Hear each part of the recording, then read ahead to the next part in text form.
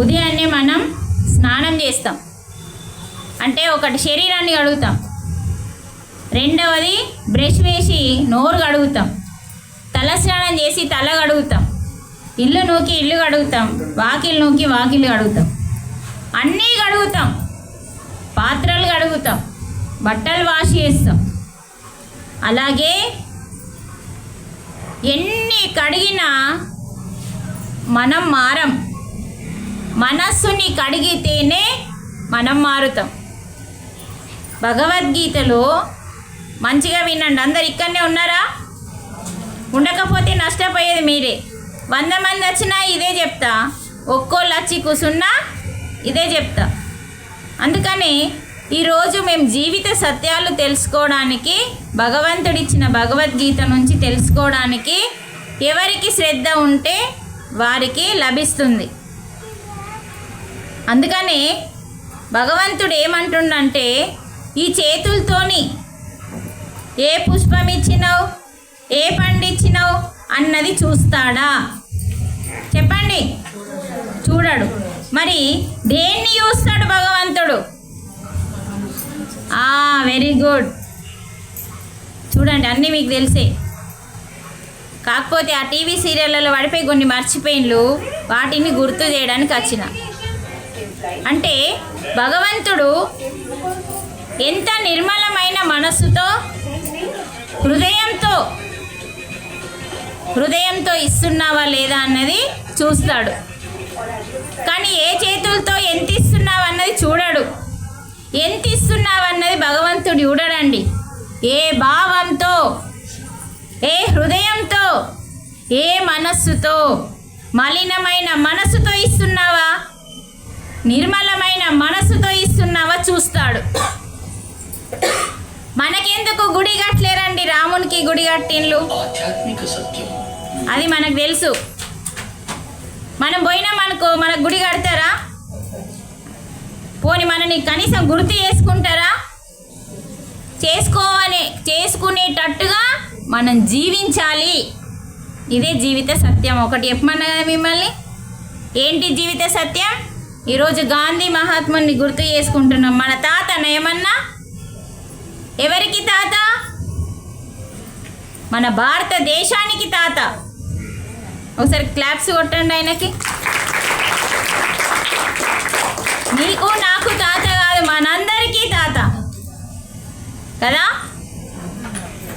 మరి గాంధీ మహాత్ముని ఎందుకు గుర్తు చేసుకుంటున్నాం అంటే, ఆయన జీవిత సత్యాలు తెలుసుకున్నాడు. ఏంటా జీవిత సత్యాలు? అహింసో పరమో ధర్మః అంటే ఎవరిని కూడా హింస చేయొద్దు, ఇబ్బంది పెట్టద్దు,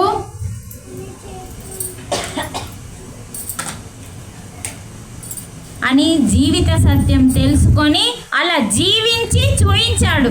జీవించాడా లేదా? ఉత్తానే చెప్పిండా? జీవించి చూయించిండు. మరి ఆయన అలా జీవించాలంటే ఆయనకి ఎవరు నేర్పిండ్లు? ఇటు అస్సలు శ్రద్ధ లేదు మీకు ఎవరికి. ఒక 5గురికి 10 మందికి ఉన్నట్టున్నా అంతే. ఆన్సర్ చెప్తలేరంటే మీరు ఇక్కడ లేరు. నేను ఎందుకు తిరుగుతున్నాను గ్రామాలు? నాకు పని పాటు ఉంది. ఒక వ్యక్తి మన కోసం వచ్చి చెప్పిందంటే ఎంత శ్రద్ధ ఉండాలా? ఒకసారి వినండి. గాంధీ మహాత్ముడికి ఎవరు చెప్తే ఇవన్నీ చేసిండు అంటే మనకి తెలియదు. కాబట్టి తెలుసుకోవాలి. మరి స్వాతంత్రం తేవడానికి సౌండ్ ఆపి.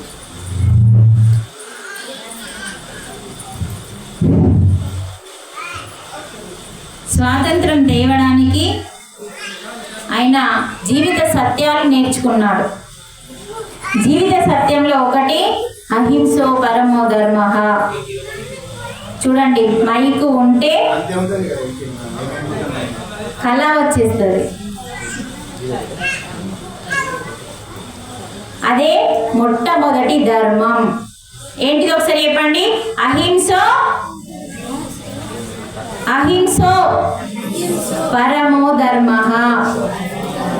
అంటే మొట్టమొదటి ధర్మం పేరేంటిది? అహింసో పరమో ధర్మ. ఇలా మనకి ఎన్నో ధర్మాలు ఉన్నాయి. అందుకని ఈ మొట్టమొదటి ధర్మం జీవిత సత్యం అని తెలుసుకొని ఆ మార్గంలో మరి నేను భారతదేశానికి స్వాతంత్రం తేవాలని తెలుసుకొని మరి ఆ మార్గంలో తేవాలి అంటే ఎంతో జ్ఞానం కావాలి, ఆత్మ జ్ఞానం కావాలి. అందుకనే అమ్మని అడుగుదామంటే అమ్మ చనిపోయింది. గాంధీ తాతకి వాళ్ళ అమ్మ చనిపోయింది.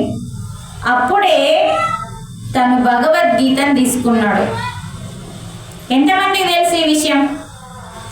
భారతదేశానికి స్వాతంత్రం తేవడానికి కేవలం గాంధీ మహాత్ముడే కాదు కారణం భగవద్గీత అని చాలా మందికి తెలియదు. మనకి తెలిస్తే మన పిల్లలకి చెప్పచ్చు. ఇలాంటి విషయాలు వినడానికి మనకు ఆసక్తి లేదు. టీవీ సీరియల్ చూసి ఆ దుఃఖం అంతా మన ఇంట్లోకి తీసుకురావడానికి సిద్ధంగా ఉన్నాము. వాళ్ళేమో లక్షలు తీసుకొని ఏడుస్తున్నారు. మీరేమో డబ్బులు పోగొట్టుకొని రోగాలు తెచ్చుకోవడానికి ఏడుస్తున్నారు టీవీ సీరియల్ చూసి. ఒక యాక్టరు నటిస్తున్నది, అక్కడ ఏడుస్తలేదు. 1,00,000, 2 లక్షలు, 50 లక్షలు తీసుకొని నటిస్తున్నారు వాళ్ళు. మనం ఆ టీవీ సీరియల్ చూసి ఏం చేస్తున్నాం? మనీని ఏడుస్తున్నాం. దానివల్ల ఆ టీవీ సీరియల్లో ఎమోషనల్ అయితే ఇక్కడ మన ఇంట్లో మనం ఎమోషనల్ అవుతున్నాం. ఆ ఎమోషనల్తోనే వంట చేస్తున్నాం. ఆ ఎమోషనల్తోనే వండిన వంట తింటున్నాం. మరి నీ లోపల ఏం తయారైతుంది?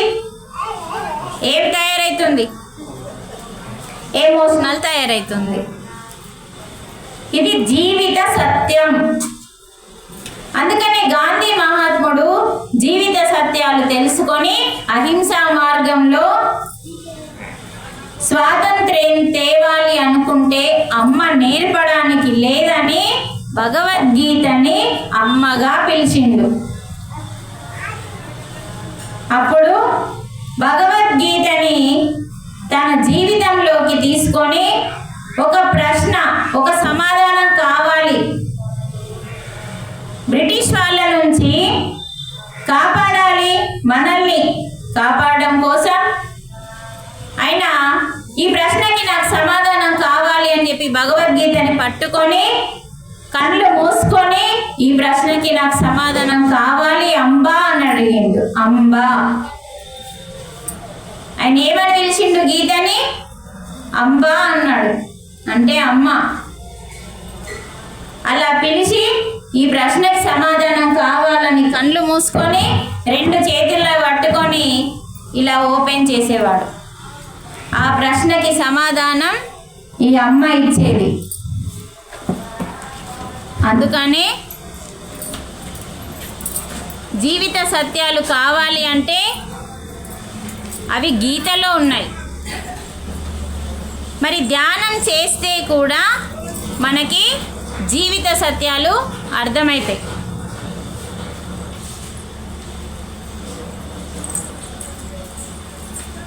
ఇప్పుడు మనం ధ్యానం చేస్తే శరీరానికి, మనసుకి, బుద్ధికి, ఆత్మకి 4ంటికి ఏంటి లాభాలు అన్నది వీడియో రూపంలో చూద్దాం.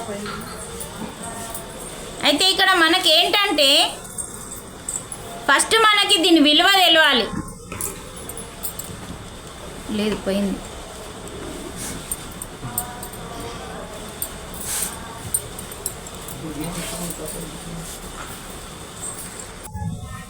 చూడండి, భగవద్గీత ఎంత గొప్పది అంటే ఈ శ్లోకంలో, ఓ మానవ నీకెందుకు దుఃఖం ఉంది? మన దుఃఖం పోగొట్టే జ్ఞానం బ్రహ్మ జ్ఞానం, ఆత్మ జ్ఞానం ఎక్కడుంది? గీతలో ఉంది. ఆ గీత మనకి రాదండి, ఎందుకంటే అది సంస్కృతంలో ఉంటుంది. ఆ గీతని మనకు అమ్మ, నాన్న, టీచర్ పంతులు, ఈ నలుగురు నేర్పాలి. వీళ్ళెవరు నేర్పనప్పుడు భూమి మీదకి సద్గురువులు దిగి వస్తున్నారు. మనకెవరు నేర్పనప్పుడు ఏది సరి అయినదో ఏది సరికానదో తెలుసుకోవడం కోసమే బడికి పోతున్నాం. మనం అందరం చదువుకున్నాం కదా, ఎక్కువనో తక్కువనో చదువుకున్నాం కదా. ఇట్నే కూర్చోండి, మాట్లాడుకోండి. చదువుకున్నామా? ఎందుకు చదువుకుంటున్నాము అంటే ఏది మంచిదో ఏది చెడ్డదో తెలుసుకోవడం కోసం, అవునా కాదా? దానికోసమే చదువు. ఈరోజు మీ పిల్లలు కూడా స్కూల్కి వెళ్తున్నారంటే మనం దేనికోసం పంపిస్తున్నామంటే మార్కుల కోసం పంపిస్తున్నాం. అరే నీకు ఎన్ని మార్కులు వచ్చినాయి? వాడికి బుద్ధి సరిగా ఉంటే మార్కులతో పని లేదు. బుద్ధిని మంచి మార్గంలో పెట్టుకోవడం కోసం చదువు. కాదని అన్న వాళ్ళు చేతిలో పట్టండి. చదువు అనేది మంచి కోసమా కాదా? ఏది మంచిదో మనకు తెలియడం కోసం, ఏది చెడ్డదో మనకు తెలియడం కోసం చదువులు. మరి ఆ చదువు చదువుకున్న వాళ్ళకి తెలుస్తలేదు అంటే నాశనమయ్యే చదువు చదువుకుంటే ఏది మంచిదో ఏది చెడ్డదో తెలియదు అన్నాడు భగవానుడు. మనం నాశనమయ్యే చదువు చదువుకుంటున్నాం బడికెళ్ళి. ఒకప్పుడు గురుకులాలలో నాశనం కాని చదువు చదివించిండు. ఒకప్పటి గురుకులాలలో నాశనం కాని చదువు, బ్రహ్మ విద్య, వేదాలు, ఉపనిషత్తులు, మహాభారతం, రామాయణం, భగవద్గీత ఇవి మాత్రమే నేర్పించిండు. ఇప్పుడు స్కూళ్ళల్లో అవేమీ లేవు. అందుకే మన చదువు నాశనమయ్యే చదువు. నాశనం కాని చదువు ఎవరైతే చదువుకుంటారో అమ్మా వాళ్ళకే ఏది మంచిదో ఏది చెడ్డదో తెలుస్తుంది. అవునా కాదా? గట్టిగా అవునా కాదా? మనకి నాశనం కాని విద్య పేరే ఆత్మ విద్య. ఆత్మ విద్య అది గురుకులాలలో పూర్వం నేర్పేవాళ్ళు, ఇప్పుడు మనకి లేదు. అందుకనే తల్లి నేర్పాలి, తండ్రి నేర్పాలి. అందుకోసమే భగవంతుడు మన కోసం గ్రంథాలని పంపించిండు. ఇది మనదా కాదా? మనది అంటే ఒక తోక పెట్టుకోవద్దు మనకి హిందువులు అని. మానవులం, మానవత్వం ఉన్న మానవులం. ఇది మానవుడి కోసం, హిందువుల కోసం కాదు. హిందువులు అంటే ఎవరు తెలుసా? కృష్ణుడు చెప్పినట్టు ఎవరైతే వింటారో వాళ్ళే హిందువులు అన్నాడు భగవానుడు. మరి మనం వింటున్నామా? అసలు ఏం చెప్పిండో ఫస్ట్ తెలిస్తే అప్పుడు వింటాము. ఇప్పుడు మనం వినాలి, ఏం చెప్పిండో వినాలి. వినడం కోసమే ఈ క్లాసు. మరి క్లాస్ అవసరమా కాదా చెప్పండి? ఇప్పుడు నేను 5:30కి వచ్చిన. కృష్ణుడు ఏం చెప్పిండో వినడం కోసం ఈ క్లాసు. ఎందుకంటే ఏం చెప్పిండో మనం చదవలే, మనకెవరు నేర్పలే. ఒక సద్గురు వచ్చి అందరినీ నిద్రపోతున్న ప్రతి స్త్రీని ప్రతి పురుషుణ్ణి లేపిండు. ఎన్ని రోజులు నిద్రపోతారు? అజ్ఞానం అనే చీకట్లో ఎన్ని రోజులు ఉంటారు?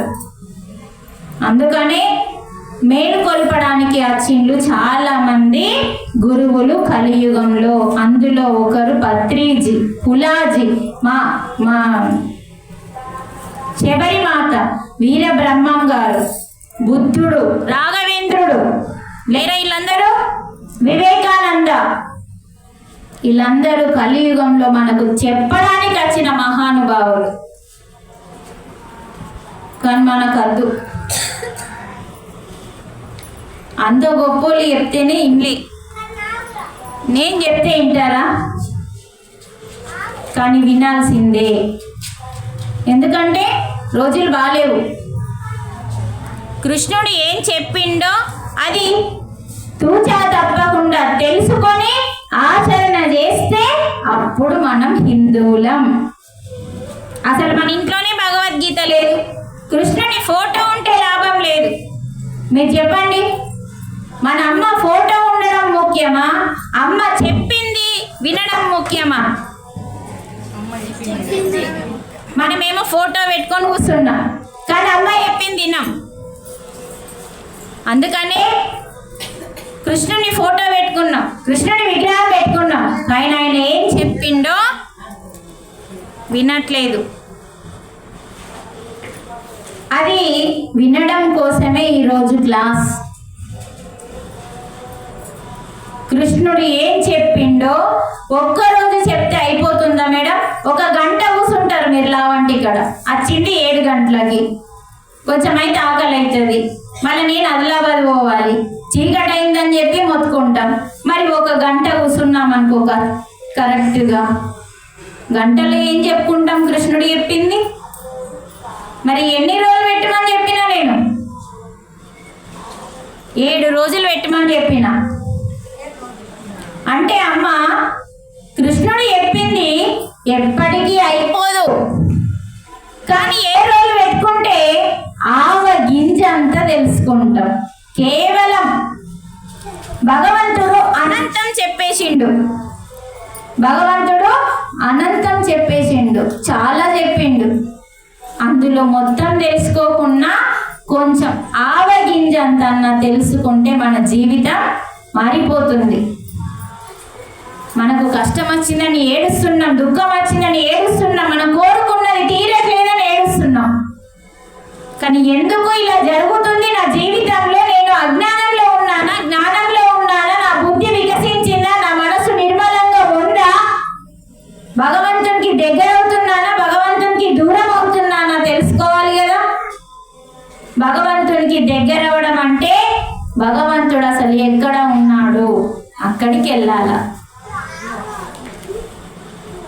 మరి భగవంతునికి మనం రోజు, మనకు కామం ఉందనుకో భగవంతునికి దూరం అవుతావు, క్రోధం ఉందనుకో భగవంతునికి దూరం అవుతావు, లోభం ఉందనుకో, మోహం ఉందనుకో, మదం ఉందనుకో, మాచర్యం ఉందనుకో భగవంతునికి దూరం అవుతావు. మరి ఏముండాలి మన లోపల? అహింస. ఎవరిని కష్టపెట్టద్దు, నష్టపెట్టద్దు, ఇబ్బంది పెట్టద్దు, హింసించద్దు. ఎవరిని అంటే ఎవరిని? మళ్ళా ఎవరిని అంటే ఎవరిని? అందరిని. అందరూ అంటే ఎల్లమ్మ, పుల్లమ్మ, మైషమ్మ, మారవ, ఇంతేనా? కోడిని, మేకని, పాముని, పందిని, కుక్కని, నక్కని, అన్నింటినీ అదే చెప్పింది ఇక్కడ. కేవలం మానవుణ్ణే కాదు, అందరినీ. అదే అహింస, అదే ఆ మార్గం, ఫస్ట్ మార్గం. మనకు అసలు ఏమంటే ఏం తెలియదండి, ఏదో జీవిస్తున్నాం అంతే. పుడుతున్నాము, తింటున్నాము, పడుకుంటున్నాము, ఏడుస్తున్నాము, చచ్చిపోతున్నాము, మళ్ళీ వస్తాం, మళ్ళా రొటీన్, పుడతాం, చేస్తాం, తింటాం, పోతాం. కానీ ఒక మహాత్మా గాంధీ లాగా జీవించాలి. రామునికి దండేసే అర్హత ఇక్కడ ఎవరికి ఉందో చెప్పండి. మనకు రామునికి గుడి కట్టిండ్లంటే రాముడు చిటికేస్తే రాజై కూర్చునేవాడు, చిటికెయ్యలే అయినా. ఎందుకు? ధర్మం తప్పద్దని తండ్రి మాటని విని అడవికి వెళ్ళిపోయాడు. మరి అసంటి మహానుభావునికి దండేసే అర్హత మనకు ఉన్నదా? ఉన్నదా? వేస్తున్నాం కదా. ఏం నేర్చుకోవాలా రాముడి గుడికి వెళ్ళి? రాముడు ఎలా జీవించాడో తెలనప్పుడు తెలలేదండి. పోని ఒక గుడి ఎందుకు కట్టిండ్రు అని మనల్ని మనం ప్రశ్నేసుకోవాలా. ఒక రాముణ్ణి తాకే అర్హత లేదు, రామునికి దండేసే అర్హత లేదు. అలా మారినప్పుడు, అర్హత సంపాదించుకున్నప్పుడు వెయ్యచ్చు. నువ్వు ధర్మం తప్పకు. అహింసో పరమో ధర్మ. విద్యా వినయ సంపన్నే బ్రాహ్మణే గణి హస్తినే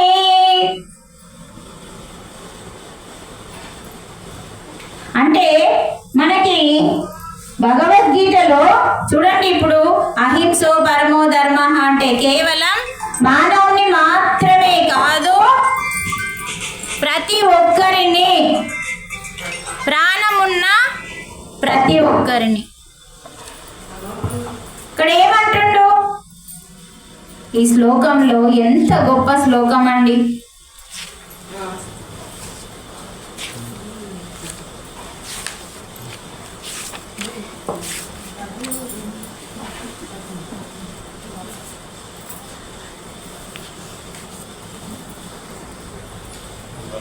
చూడండి మళ్ళీ ఒకసారి ఈ శ్లోకం చూడండి.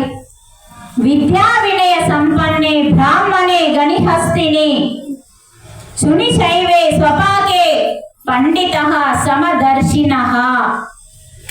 అంటే బ్రహ్మ జ్ఞానము వచ్చిన బ్రాహ్మణుడైనా సరే, స్వపాకే చండాలుడైనా సరే, గణి ఆవైనా సరే, హస్తిని ఏనుగైనా సరే, శుని కుక్కైనా సరే, వీరందరినీ సమాన స్థితిలో సమభావంతో ఎవడైతే చూస్తాడో వాడంటే నాకు ఇష్టమని భగవానుడు ఈ శ్లోకంలో చెప్తున్నాడు.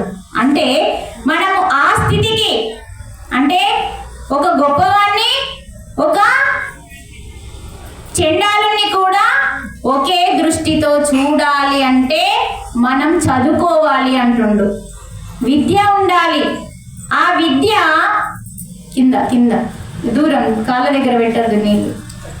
విద్య అందరినీ సమానంగా చూసే విద్యని చదువుకోమంటుండు.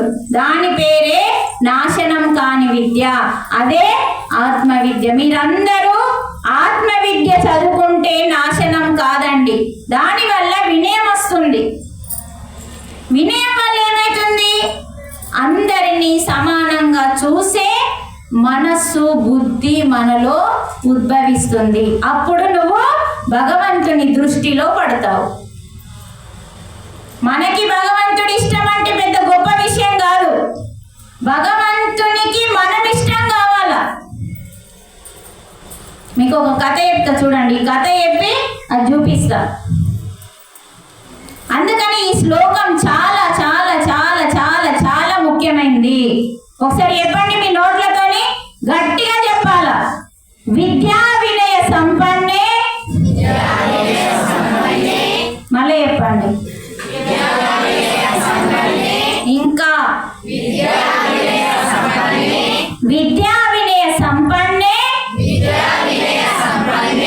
బ్రాహ్మణే గణి హస్తిని శుని శైవ స్వపాకే చ పండితః సమదర్శినః. అంటే ఈ శ్లోకంలో మళ్ళీ ఒకసారి వినండి. చదువుకుంటే వినయం వస్తుందట. ఏ చదువు చదువుకుంటే చెప్పండి, చెప్పినా కదా. ఏ చదువు చదువుకుంటే?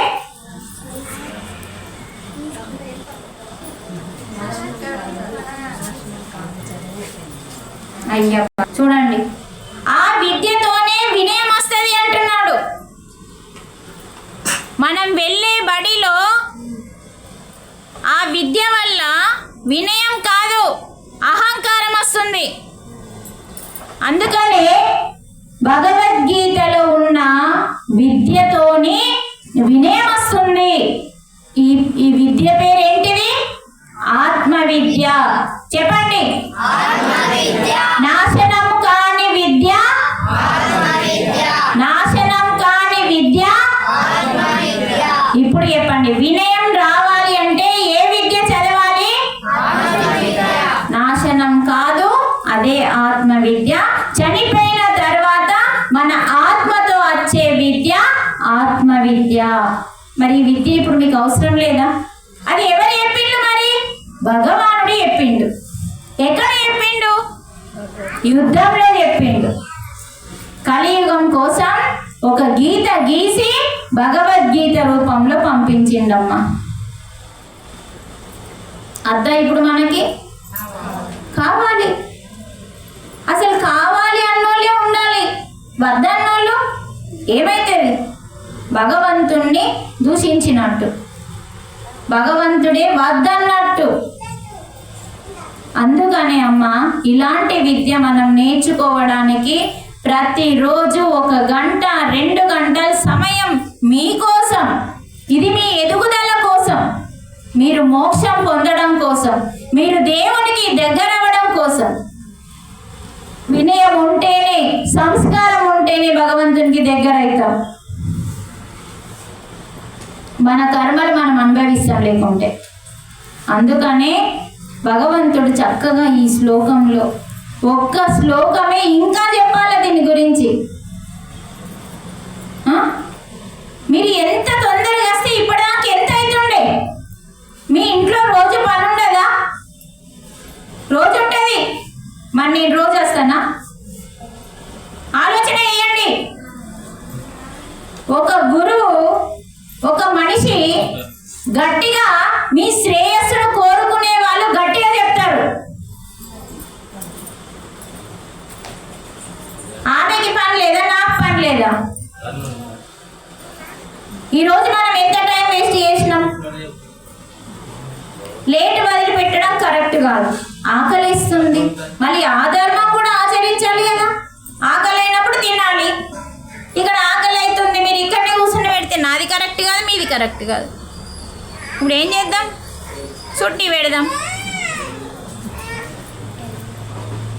అందుకనే అమ్మ, మనం ఇక్కడ విన్నది విన్నట్టు వదిలిపెట్టాలి. చూడండి, ఇప్పుడు రామాయణంలో విన్న వాళ్ళు ఎంతమందో చేతులు అవ్వటంటే నా కడుపు నిండిపోయింది. ఎందుకు? నేనేమి కోరుకొని రాలే మీకోసం, ఏమి ఆశించకుండా ఉచితంగా చెప్పడం జరుగుతుంది ఇక్కడ. అలాంటప్పుడు మీరు 10 మంది తయారయ్యాలంటే నాకు ఎంత ఆనందం. చాలు మాకు కష్టపడ్డందుకు. అందుకని మీ జీవితం ఈ క్లాస్ వల్ల బాగుపడుతుంది అంటే అంతకంటే ఆనందం ఏం కావాలా? ఎదుటి వారి ఆనందమే మన ఆనందం. అందుకనే ప్రతి శ్లోకం చాలా చాలా ముఖ్యమైనదండి. మనకి ఒక్కొక్క శ్లోకం వింటే పేపొంట ముండ్లు వస్తాయండి. అంతగా వివరించాలి నేను మీకోసం. మీరు సిద్ధంగా లేరు. చూడండి, అప్పటికి ఇప్పటికి ఎంత తేడా ఉందో మీ లోపల. స్టార్టింగ్ వచ్చినప్పుడు ఎలా ఉన్నారు మీరు? ఇప్పుడు ఎంత హాయిగా వింటున్నారు. ఒక్క శ్లోకం మిమ్మల్ని మార్చేసింది. అవునా కాదా? గట్టిగా అంటే ఒక శ్లోకం మీకు ఏం నేర్పింది? వినయాన్ని నేర్పింది, విద్యని నేర్పింది. మరి ధ్యానం చేస్తేనే ఈ వినయం వస్తుంది. ధ్యానం అంటే ఏంటిది? ఇందాక చెప్పిన నేను, శరీరం గడిగినాం, నోరు గడిగినాం, ఆకిలి గడిగినాం, నెత్తి గడిగినాం, అన్నీ గడిగినాం. కడగాల్సింది ఏంది? అదే ధ్యానం అంటే. మనసుని కడుక్కోవాలా అద్దా? మనసు ఎక్కడుంది? మాట్లాడద్దు బెట్ట. మనసు ఎక్కడుంది? అంతరేంద్రియం లోపల ఉంటుంది. మనము మనసు దగ్గరికి వెళ్ళాలా? మరి ఎవరితో వెళ్ళాలా? శ్వాసతో వెళ్ళాలి. చూడండి ఎంత గొప్పగా ఇచ్చాడో భగవానుడు. ఈ శ్లోకం ఒకసారి వినండి. స్పర్శాన్ కృత్వా బహిర్బాహ్యాన్. స్పర్శాన్ కృత్వా, అటు చూడద్దు, అల్లపన్నాలు చేయాలి పాపం. మన కోసం కష్టపడుతున్నారు, మనం ఇటు చూడాల.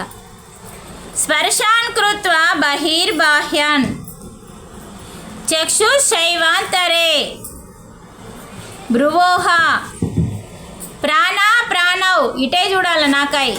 ప్రాణ ప్రాణౌ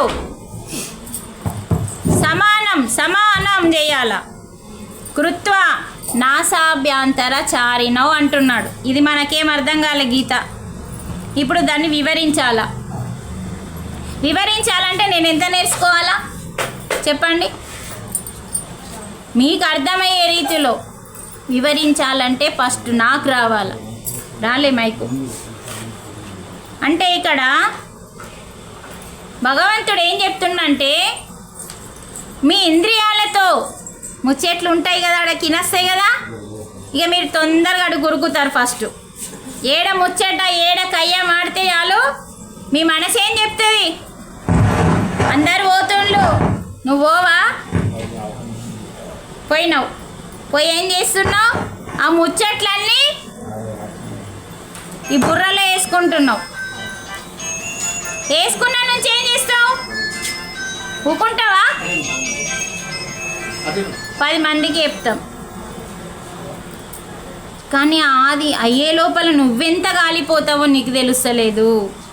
లోపల కాలిపోతున్నావు నువ్వు, ఎవరిదో చెత్తని వేసుకుంటున్నావు. అసలు బుద్ధి ఉంటే మన దగ్గర లొల్లులు ఎందుకైతే, ఎదుటి వాడికి ఉండాలి మనకు ఉండాలి, ఇద్దరు మంచిగా ఉంటారు, లొల్లు ఎందుకైతుంది. మరి లేనప్పుడు అది లేని వాని దగ్గరికి మనం ఎందుకు వెళ్ళాలా, ఆ ముచ్చట ఎందుకు వేసుకోవాలా అంటే ఇక్కడ ఏం చెప్తున్నాడు అంటే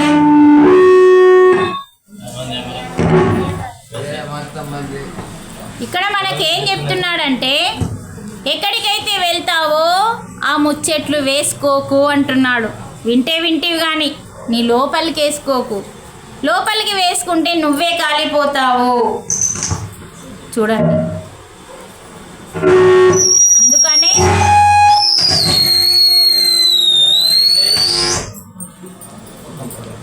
మరి ఏం చేయమంటున్నాడు, సరే ఆ ముచ్చట్లు ఆడ కయ్యమాడుతున్న సుఖ నీ మనసు ద్వారా చూపిస్తున్నాడు.